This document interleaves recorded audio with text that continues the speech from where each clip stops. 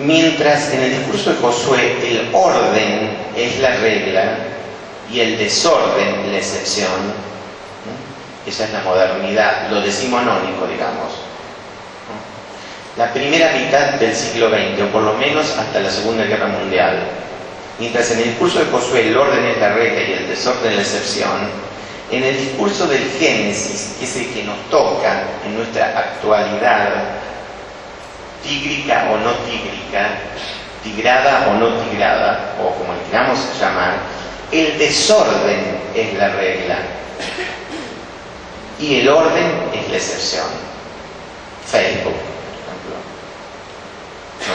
Como una alegoría, un pedacito, ¿no?, de ese desorden, ¿no? Ha triunfado el discurso del Génesis.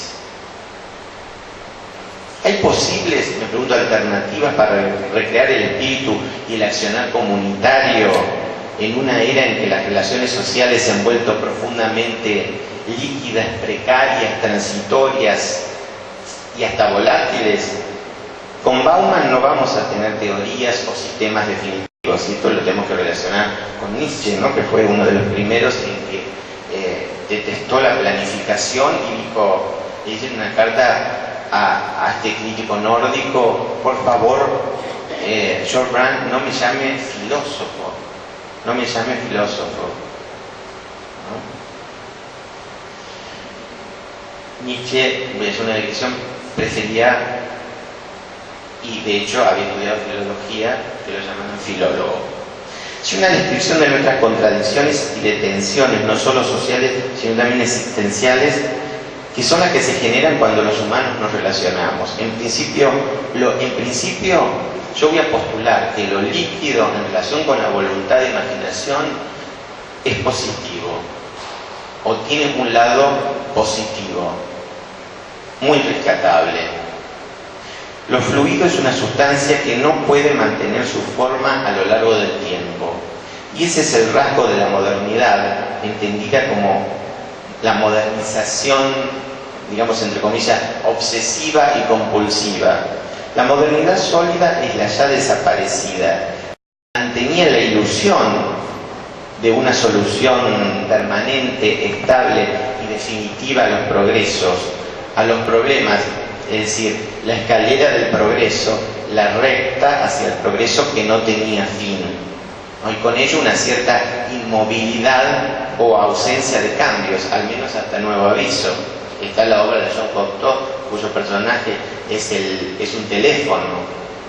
Antes la gente si podía tener un teléfono, podía esperar hasta 30 años un teléfono, ¿no? O dormía la siesta y tenía una vida absolutamente planificada y muy simple. Ahora estamos fragmentados como las cabezas de Martin Luther King, ¿no? El sentimiento dominante de la actualidad es la incertidumbre, la inseguridad, la vulnerabilidad. Se trata de una particular, también entre comillas, precariedad, pero creo que de esa inestabilidad asociada a la desaparición de patrones a los que anclar certezas, podemos construir también un nuevo guión o un contraguión para enfrentar y poder supervivir y sobrevivir, porque yo creo que la esencia del hombre es celebratoria y es precisamente la sobrevivencia. Si no estaríamos absolutamente acabados, y creo que eso está muy lejos de suceder, ¿no? Yo como escritor, lo digo humildemente a esto, ¿no? Me incluyo en una línea celebratoria que podría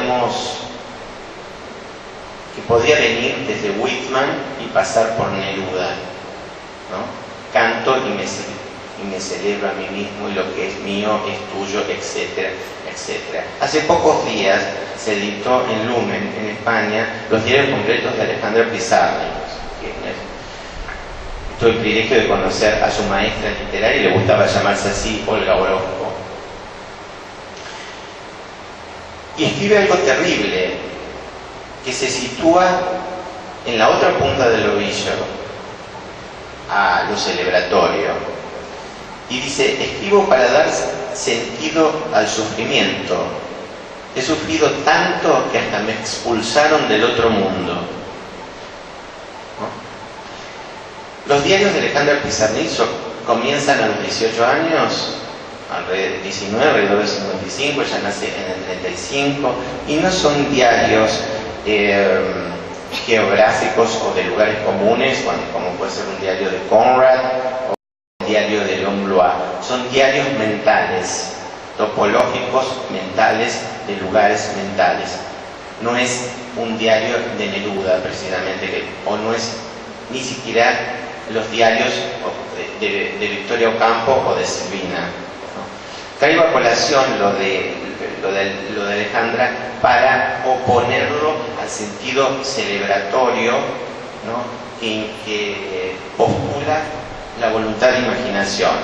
El mundo de las finanzas internacionales comenzó a cambiar a partir del 15 de agosto del 71.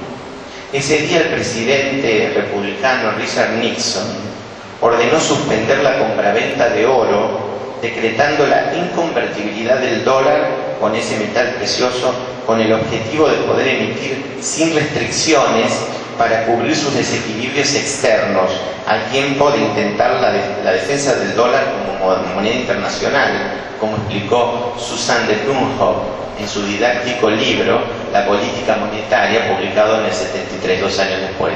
Ese fue el inicio del final del sistema que desde la Segunda Guerra Mundial los países desarrollados habían utilizado para administrar las finanzas y el comercio global.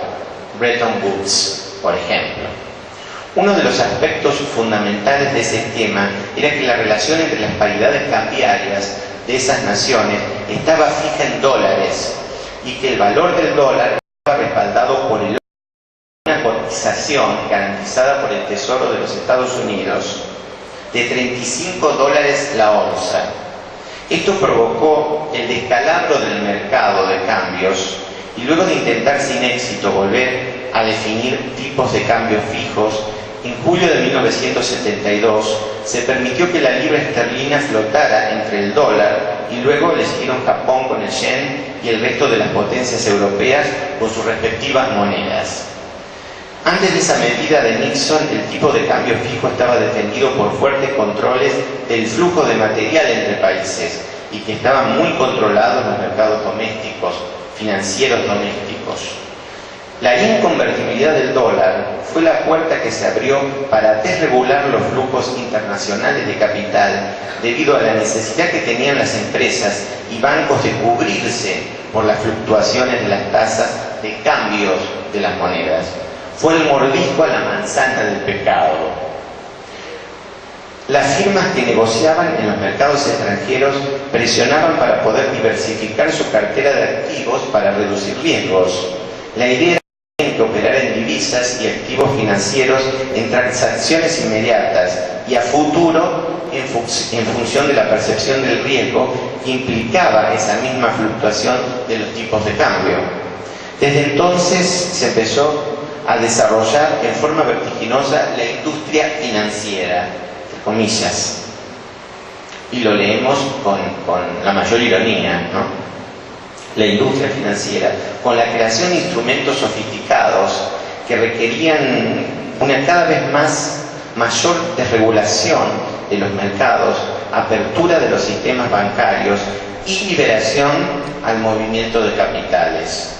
Se fue construyendo así el casino global, donde la administración del riesgo fue transferida desde el Estado al sector privado. Estos estados transitorios y volátiles de las relaciones humanas a los que enfrenta la voluntad de imaginación.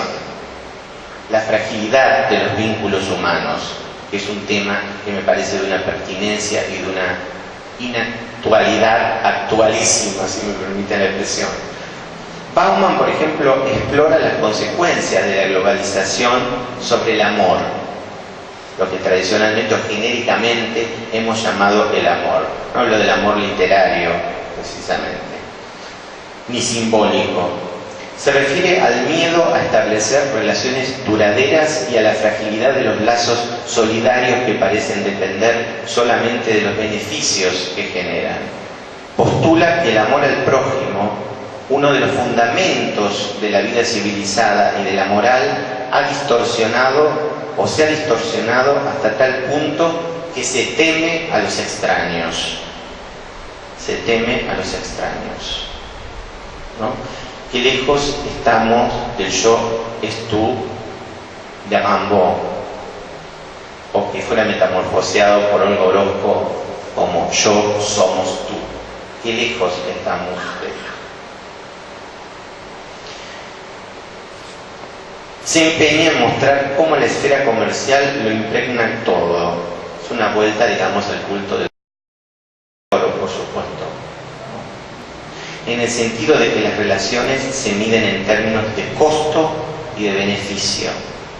Costo y beneficio. A través de audaces y originales reflexiones, por ejemplo, Richard Sennett revela las injusticias y las angustias de la modernidad sin abandonarse al pesimismo, confiando en la esperanza humana para superar los problemas de la sociedad líquida.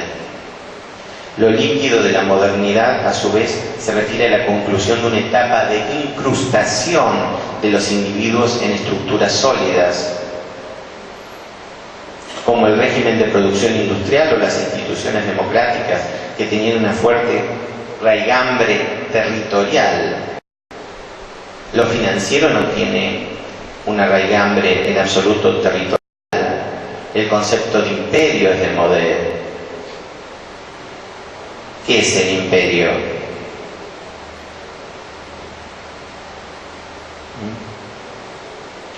Ahora, el secreto del éxito reside, y cito a Sennett, reside en evitar convertir en habitual todo asiento particular. La apropiación del territorio ha pasado de ser un recurso a ser un lastre, debido a sus efectos adversos sobre los dominadores, su inmovilización, es decir, al ligarlos a las inacabables y engorrosas responsabilidades que inevitablemente entraña la administración de un territorio.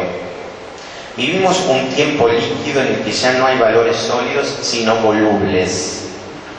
La imaginación, la Biblia de los alemanes, de Schopenhauer, la voluntad de poderío de poder, mi voluntad de imaginación, se enfrenta a esos modelos y estructuras sociales que ya no perduran lo suficiente como para enraizarse y gobernar las costumbres de sus ciudadanos a través de normas o de reglas. El arquetipo de Josué, ya hablábamos del arquetipo de Josué enfrentado al del Génesis, que supuestamente habría triunfado como paradigma, ¿no? El desorden es la regla, el orden la excepción.